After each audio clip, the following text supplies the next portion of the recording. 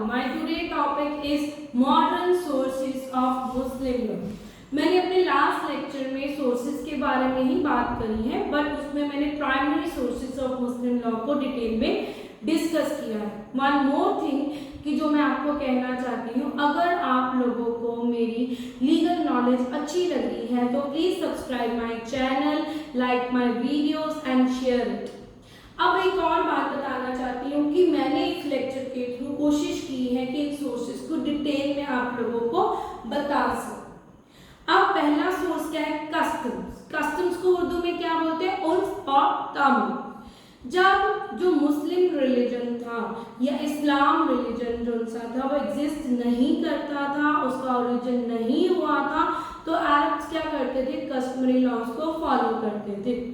But जैसे ही इस्लाम religion existed हुआ तो प्रॉफिट मोहम्मद ने बहुत सारे कस्टमरी जो रूल्स थे उनको अन इस्लामिक डिक्लेयर करके उसको अबॉलिश कर दिया, क्योंकि उनका कहना था कि बहुत सारे जो कस्टमरी रूल्स हैं वो सोसाइटी के लिए अच्छे नहीं हैं, सोसाइटी के लिए बेनिफिशियल नहीं है. बट कुछ कस्टमरी रूल्स को उन्होंने अप्रूव कर दिया अपने साइलेंस के साथ, और वो कस्टमरी रूल्स हैं जैसे डावर हो गया, जैसे तलाक हो गया.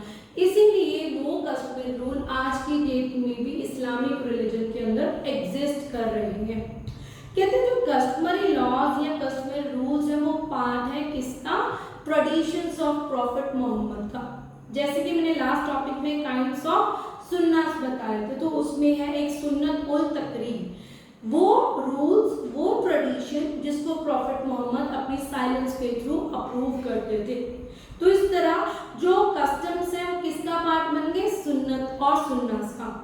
देन वन मोर थिंग कि जो कस्टम्स हैं वो इजमा का भी पार्ट है, क्योंकि बहुत सारे जो ज्यूरिस्ट हैं वो अपना जो ओपिनियन है वो कस्टमरी रूल्स के बेसिस पर देते हैं, और इस तरह से जो कस्टमरी लॉज या रूल्स हैं वो इजमा का भी पार्ट बन जाते हैं. तो आज की डेट में जो कस्टमरी लॉज हैं जो एग्जिस्ट करते हैं इस्लाम के अंदर, या तो उनको अप्रूवल मिली है ट्रेडिशन ऑफ प्रॉफिट मोहम्मद के बेसिस पे या इजमा का पार्ट. अब कहते हैं प्रेजेंट सिचुएशन या प्रेजेंट पोजीशंस क्या है कस्टम्स की अंडर द मुस्लिम लॉ. बहुत सारे लॉज को रिमूव, कस्टमरी लॉज को रिजेक्ट करा है किसने? द शरीयत एक्ट 1937. और ये ऐसा एक्ट है ये सब मुस्लिम्स के ऊपर इंप्लीमेंट करता है ऑल ओवर द इंडिया. अब कहते हैं इस एक्ट ने मोस्ट ऑफ द जो कस्टम थे मुस्लिम लॉ के अंदर उसको अबॉलिश करा.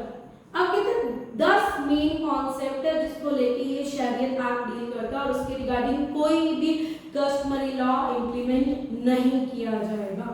और वो 10 कौन से मैटर है? जैसे इनहेरिटेंस हो गया, स्पेशल प्रॉपर्टीज ऑफ विमेन हो गया, marriage, divorce, dower, maintenance, gift, वक्फ एंड ट्रस्ट. अब इन 10 मैटर्स के रिगार्डिंग सिर्फ और सिर्फ शरीयत act will be applicable, but जो यूसेजेस और कस्टम्स हैं उसका कोई रोल नहीं है इन मैटर्स को लेकर. बट जो सेक्शन 3 है शरीयत एक्ट का वो क्या कहता है? कहते हैं 3 कॉन्सेप्ट है, अडॉप्शन, विल्स, लीगेसी. इसको लेके जो मुस्लिम कस्टमरी लॉज है वो ही प्रिवेल किए जाएंगे, और तब तक प्रिवेल किए जाएंगे जब तक मुस्लिम जो सा है वो खुद ना कह दे कि इसके ऊपर भी शरीयत एक्ट इंप्लीमेंट किया जाए. अब अगर मैं रिजल्ट की बात करूं तो एट प्रेजेंट इंडिया में जितने भी मुस्लिम्स हैं वो कस्टमरी लॉज को भी मानते हैं, बट उन 10 मैटर्स के रिगार्डिंग, उन 10 मैटर्स को छोड़ के जिसके ऊपर शरीयत एक्ट इंप्लीमेंट होगा. बट जो जम्मू एंड कश्मीर के मुस्लिम्स हैं उनके ऊपर शरीयत एक्ट इंप्लीमेंट नहीं होता, वो आज की डेट में भी कस्टम्स और यूसेजेस को ही फॉलो करते हैं.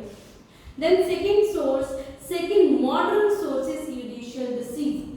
अब कहते हैं जो जजमेंट्स है सुपीरियर कोर्ट्स की वो क्या है? अथॉरिटी. किन कोर्ट्स के लिए? सबऑर्डिनेट कोर्ट्स के लिए. और सबऑर्डिनेट कोर्ट्स बाउंड है हायर कोर्ट्स की जजमेंट को फॉलो करने के लिए. जैसे सुप्रीम कोर्ट ने कोई जजमेंट दी हो या हायर कोर्ट ने कोई जजमेंट दी हो तो उसको बाउंड है फॉलो करने के लिए. तो इसको कौन सा प्रिंसिपल बोलते हैं?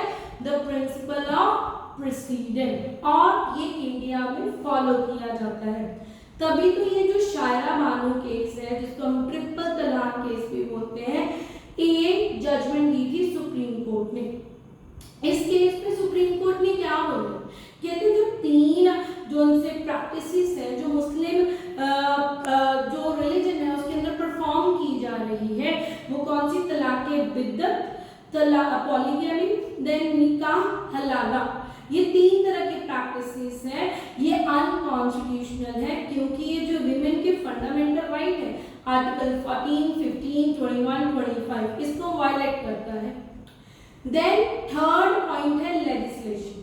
अब ये शायरा वालों की जो जजमेंट है ट्रिपल तलाक जो दी है सुप्रीम कोर्ट ने, उसी को माइंड में रख के पार्लियामेंट ने लॉ बनाने की कोशिश करी है। और वो कौन सा लॉ बनाया पार्लियामेंट ने, Muslim women protection of rights on marriage act 2019।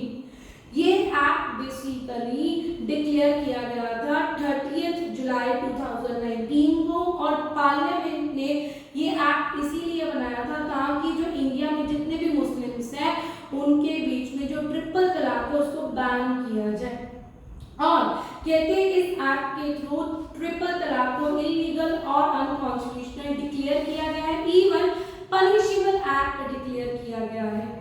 कहते 3 नेबर कंट्रीज हैं इंडिया की जिन्होंने इस एक्ट को कंसिडर करा है, वो है Pakistan, Bangladesh and the third one is Sri Lanka. इनके साथ 23 कंट्रीज हैं जिन्होंने इस एक्ट को कंसिडर किया है।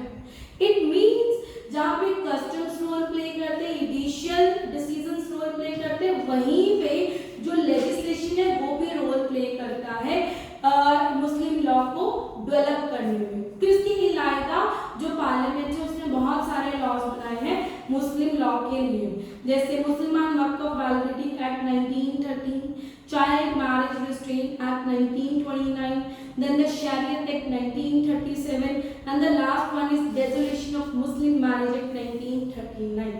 Thank you. I hope you liked my video. Please subscribe my channel and share my video. Thank you.